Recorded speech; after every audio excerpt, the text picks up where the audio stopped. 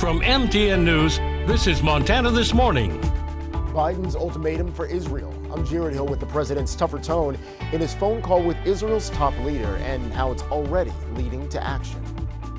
Because of remediation efforts like this one, the Boseman solvent site on 15th and Main may soon be seeing a new grocery store. I'm MTN's Heaven Van with the latest updates. I'm Megan Thompson here at Kennedy Elementary School here in Butte, and coming right up, I spent the morning with some students who are getting the gift of brand new tennis shoes. Good morning, Southwest Montana. 6 o'clock on this Friday morning. Pretty nice day out, just a little, it's warm for this time of day, I will say. Yeah, absolutely. For the sun not being out, it was comfortable outside. No real wind to speak of, at least in the Boseman, Belgrade area. Butte, gonna be a little chillier though, so if you're heading out the door right now, grab a coat. You're not gonna regret it. Let's put this all into Futurecast though, because the temperatures are not what I'm too concerned about with today. It's what's going to be coming down from the sky. That's what we got to keep an eye on. Now, I paused this at about noon this afternoon. You can see over near the mining city a few shots of rain, but that won't even compare to this big system that's moving in from the south. This is what's going to be bringing us some thunderstorm chances, some PM showers, so just be on the lookout. It is coming our way this evening. But breaking this down hour by hour, fairly comfortable temperatures, as you can see, and then that shot of some thunderstorms coming at around 6 o'clock near the Boseman area. Butte, you still have a shot for some thunder, but even earlier in the day, about 4 o'clock when the kids are coming home from school. So be sure that if you have kids, dogs, cats, any animals, you are well aware that some thunder is coming your way. We're going to break down your weekend forecast in just a little bit. Alrighty, thank you, Jane. Looking forward to it. Well, Chris Foyles, the man who is accused of murdering a woman who was reported missing in Bozeman back in December, was seen in court on Thursday in district court. Foyles was initially charged with the death of Megan Stedman in Idaho after law enforcement had located him and her body in their RV in Idaho Falls back in January. Now, upon further investigation, the Gallatin County attorney and the prosecuting attorney in Idaho said that they believe that Stedman was actually murdered in Bozeman.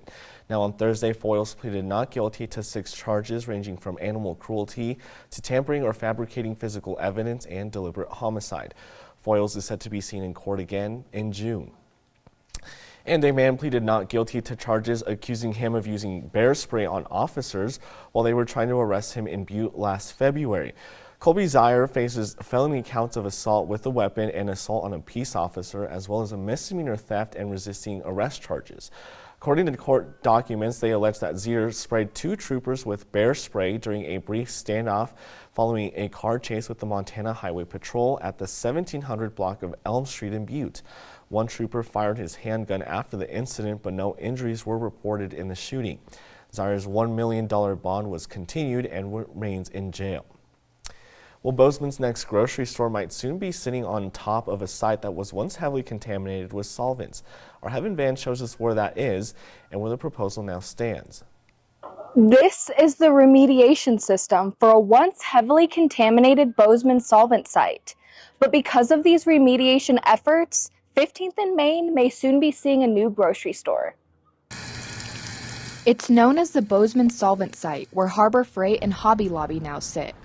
For roughly 20 years, beginning in the 60s, a dry cleaning business dumped a suspected carcinogen into nearby sewers, contaminating wells and surrounding soil.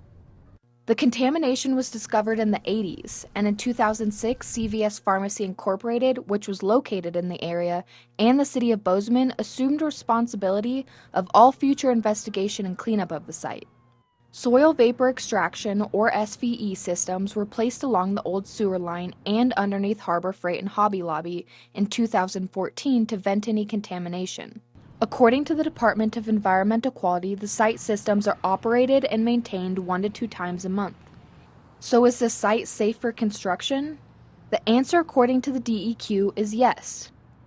Tests show much of the site no longer poses a health risk, but due to the contamination, deed restrictions were placed on parts of the property, requiring potential developers to clean it up.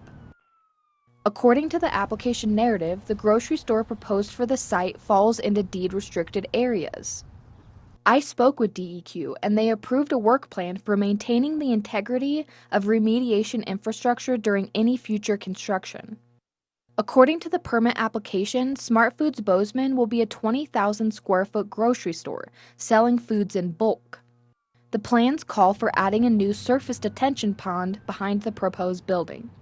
The project is conditionally approved until the plan is finalized. In Boseman, Heaven Van, MTN News. Well, most kids will tell you that brand new shoes might help them run faster. Our Megan Thompson reports that now, with the help of some FedEx workers, some 300 kids at a Butte Elementary School are now racing into spring with some new footwear. Well, for the second time in a row, a national nonprofit and some local FedEx workers are visiting Kennedy Elementary School, this time to give the gift of brand new tennis shoes, just in time for summer. It feels good to have new shoes because they can fit, because my old ones didn't really fit, and they just feel nicer and they make me run faster. It's our turn to give back to the community and the community we live and work in, and it's a neat experience to help the students. Greg Peters and the Butte FedEx team was here in partnership with the national nonprofit Operation Warm last fall to give out hundreds of winter coats to Kennedy students. And today, they gave out over 300 pairs of shoes.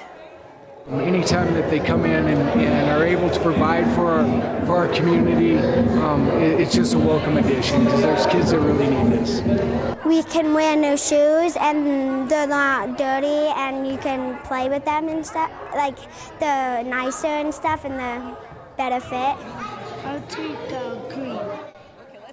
In Butte, Megan Thompson, MTN News. This morning, the Secretary of State Antony Blinken said that Israel's announcement of new humanitarian corridors into Gaza are welcome, but the U.S. also wants to see results. His comments come one day after President Biden issued an ultimatum during a phone call with Israel's Prime Minister, warning him to do more to protect civilians, or face a shift in U.S. policy. It was the first conversation since Monday's airstrike by Israeli forces, which killed 7 aid workers with the World Central Kitchen, an action that the president called unacceptable. CBS's Jared Hill has the latest from New York. Overnight, the Israeli government approved 3 new humanitarian corridors into Gaza. The move, CBS News has learned, was a specific request by President Biden during his high-stakes phone call Thursday with Prime Minister Benjamin Netanyahu. The White House says during the roughly 30-minute conversation, the president made clear that U.S. policy with respect to Gaza hinges on Israel's immediate action to better protect civilians. The president also called for an immediate ceasefire. We will support and make sure that Israel is never left without an ability to defend itself. At the same time, if there are not changes to their approach, it is very likely we're going to change our approach. The aid routes include a reopening at the Erez crossing in northern Gaza, which has been closed since the beginning of the war, temporary use of a port, and expanding the flow of aid trucks at the border with Jordan. These are positive developments, but the real test is results, and that's what we're looking to see. This all comes after a horrific Israeli airstrike killed 7 aid workers with World Central Kitchen earlier this week. The group, including a dual Canadian-American citizen, was driving in a safe zone in marked vehicles. Israel says it was a grave mistake, and the results of their internal investigation will be made public soon. Top executives with World Central Kitchen have called for independent investigations. Jared Hill, CBS News. And Secretary of State Antony Blinken said that he would like to see a thorough publicized investigation of the attack on the World Central Kitchen aid workers that also leads to some accountability. And back a little closer to home, it might look like an ordinary shopping trip that took an unexpected turn. That's what happened to a Billings business that's now taking social media by storm. Our MTN's Charlie Kleps reports that a dispute over a stroller has now turned into a dispute about a possible violation of the Americans with Disabilities Act.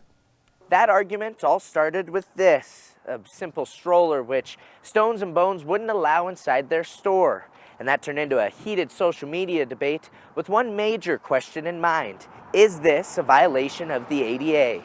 It's very frustrating. Life for a person with disabilities isn't easy. It's pretty difficult. It's something Laurel resident Kristen Jenkins knows all too well. Both she and her son have autism, something she says makes routine things like grocery shopping extremely difficult. Especially with like I said, with the service dogs, it's quite more difficult because people, want to touch, want to feel. Her struggles were recently felt by another Billings woman who anonymously posted to Facebook complaining about her experience at a local store called Stones and Bones. I saw that and I couldn't just scroll away. It's like, I have my son that's the same way. The post claimed the business didn't let their autistic daughter into the store because of her stroller, something the owner of the store doesn't dispute. We've had large, expensive items strolled out the door in strollers. Crystal Hamilton says her business's no stroller policy has been in effect for 3 years and is clearly posted on the door. The goal? To stop shoplifters. Why should we suffer loss?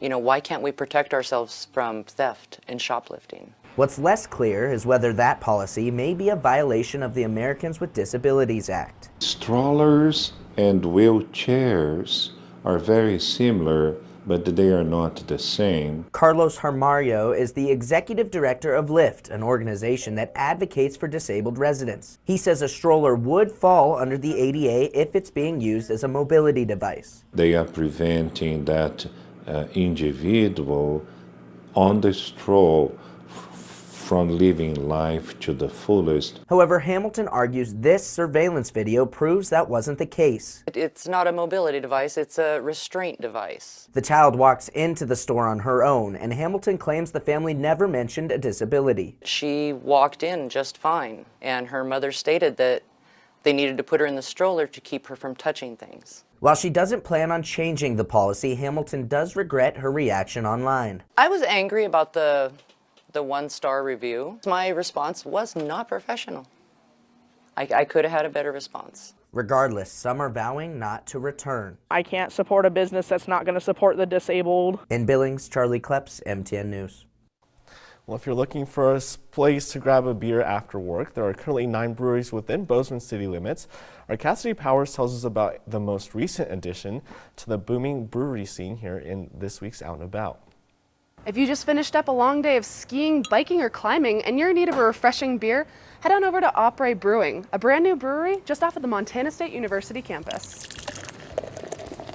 We opened March 14th, just about 3 weeks ago. Tyler Nail is the president, head brewer, and co-owner of Opry Brewing. He and Corey O'Day took over the space Bunkhouse Brewing used to occupy. Bunkhouse moved to Four Corners and left the new owners with all the brewing equipment ready to go. Opry Brewing is the 9th brewery in the Bozeman area, but what inspired the name of this new establishment? Opry Brewing, we kind of derived that from the term après ski, which is the social activity of drinking after skiing. Nail says Opry is a great place to go after any outdoor activity. The owners are outdoor enthusiasts themselves. They decorated the interior to portray their love for the outdoors. We chose our brand colors to represent like kind of the skyline, and we wanted the place to feel almost like you're still outside. Opry Brewing gets most of their malt locally sourced from Gallatin Valley malt. They currently have 4 beers on tap, all created and brewed in-house by Nail. We've got a Chairlift Lager, our Off-Belay IPA, Crazy Mountains Hazy IPA, and we have our Solstice Porter. Nail says Opry Brewing is unique because of their open layout, where customers are able to watch the entire brewing process. Oh no, well I'm a little thirsty now just looking at all that video. Opry Montana this morning. Exactly, I was gonna say it's a shame that we have to wait 5 hours until after our shift ends, but maybe we'll be there at noon when it opens up. All right, I have some pretty cute, adorable video to show you. It's of this beaver. Okay. Check this intrigued. out. It's swimming in our nation's capital. It was spotted in the Potomac River just over in the National Mall. I will say, like, what a spot, and like, how Beaver majestic. in the Potomac. Beaver in the Seen Potomac. It was sightseeing all of the national sites. Of course. So just look at that video, the sunrise coming up over at Washington, D.C. I will say that's a pretty sweet video. That's perfect. Well, I mean, it's expensive to go to Washington, D.C. He's getting his money's worth. Exactly, as he should. He's hitting all the spots that he needs to. I get it. Exactly. All right, time for us to take a quick break. Jane will have a full look at your forecast, and we'll have a preview of an event that's taking place here in Bozeman. Our Chet Lehman will have that story coming up.